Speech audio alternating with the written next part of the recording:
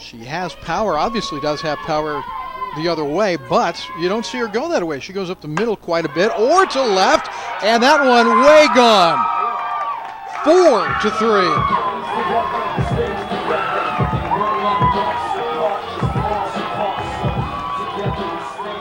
Back inside the Cardinal Playbook, we're with head softball coach Dustin Combs. Welcome, Coach. Thank you for having me, Rick. Hey, I think good news, at least as good as we can expect. Any news is good news maybe this time of the year, but pick number 2 in the Western Division in the GLVC behind the University of Missouri St. Louis. How you feel about that pick? Well, we certainly feel like we were showing some respect there. It's right where we finished last season.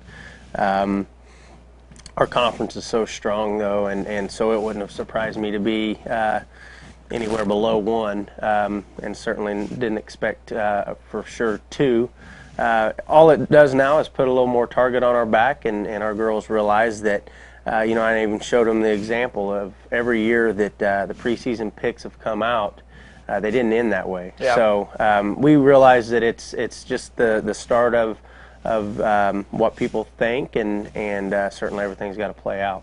Preseason is kind of, I think, what everybody says. Yeah. What about UMSL, though? What makes them the clear-cut choice? Well, they do a lot of things really well, and starting with pitching.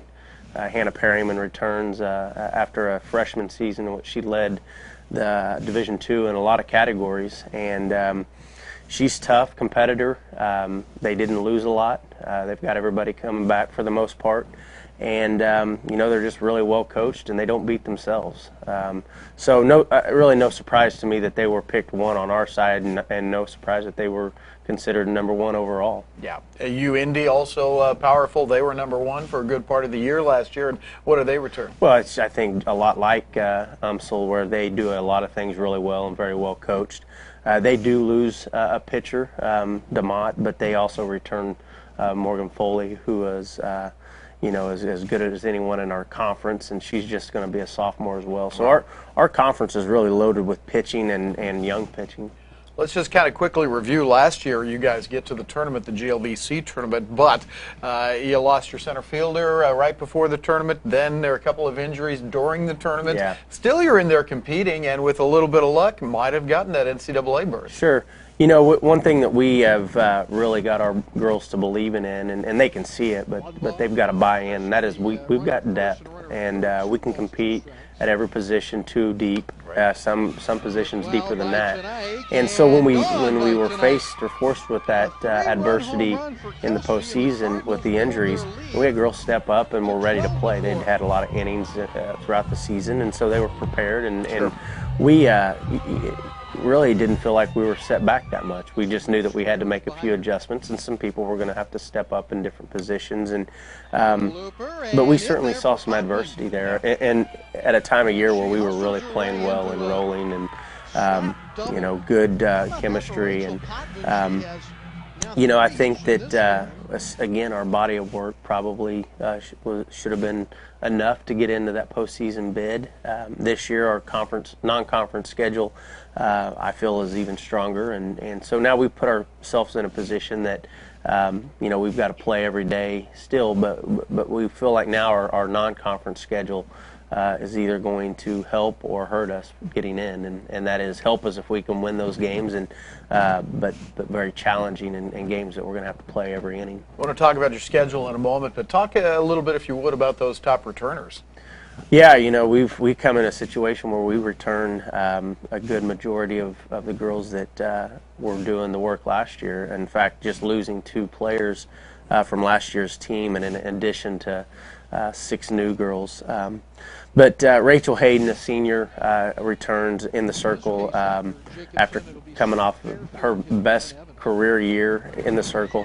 Was a first-team all-conference, first-team all-region, and our very first ever that I know of All-American selection as an honorable mention. But again, in just our second year in Division II, we felt like that was something to really celebrate.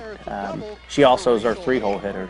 She is all around a player that gives us a lot of flexibility in the way we can use her in the infield, the outfield. course, she's going to be looked upon to be our number one this year in the circle. And then, again, hitting the 3-hole.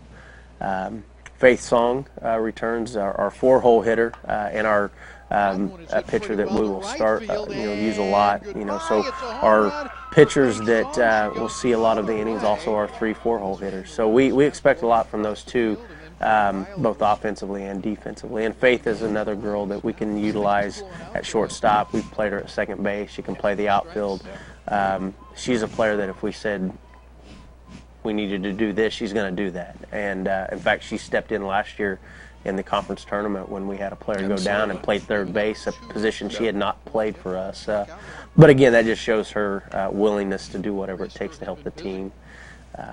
Another senior, Brittany Matson, our second baseman, 5-hole hitter. So we return our top 6 hitters in the lineup, and they're in the middle with Rachel, Brittany, and Faith with some power. Brittany led us in the home runs last season. Was a first team GOVC.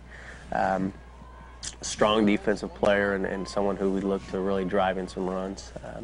And then another senior, Ashley Barrett, our leadoff hitter, who was injured last year towards the end of the season, returns. She's in great shape. She's got a great attitude. She's a team leader. The girls look to her to lead us in every way possible.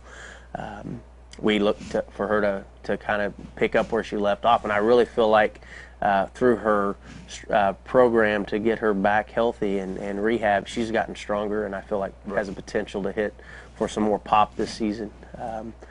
Kind of anchors the outfield, a great team leader, again, someone who we kind of let run the outfield with positioning and just her knowledge of the game. I could go on and on about who we return. Rachel Potman is our other outfielder who was a first-team all-conference player, led our team in average with just over 400, which it'd been a long time since we'd had a player hit over 400 for us. Led our teams in stolen bases. Was actually in the top 5 offensively in the conference with average. And so, again, an outfielder with great speed and just does a lot of good things for us. Quickly, you talked about the non-conference schedule. You start on February 14th, Friday, I believe, against Nebraska Kearney. Just quickly mention some of your other non-conference opponents. Well, in that weekend, we'll play 5 MIAA schools. And so, again, that's a strength of schedule there that we feel like we don't pick our opponents when we go play in a classic like this one, but the teams that we try to go and get an opportunity to play, and Bentonville tournament is one of those places. You're going to get a quality game. We'll play Missouri Western, who was picked second in the MIAA behind the defending national champion, UCO. We'll play Pitt State, Missouri Southern, UCM, and then University of Arkansas Monticello. Right. That first weekend. So right off the gates, we're going to have to play well. We won't see the field again until we play. With the snow anticipated for tomorrow, we've got an inch on our field now. We won't see dirt again until we play. So we've got that challenge, as do a lot of teams in this area. But we will have had to do as much as we can indoors between now and that first game. That is Dustin Combs inside the Cardinal Playbook, and again picked second in the Western Division of the GLVC. Back with a final comment in a moment.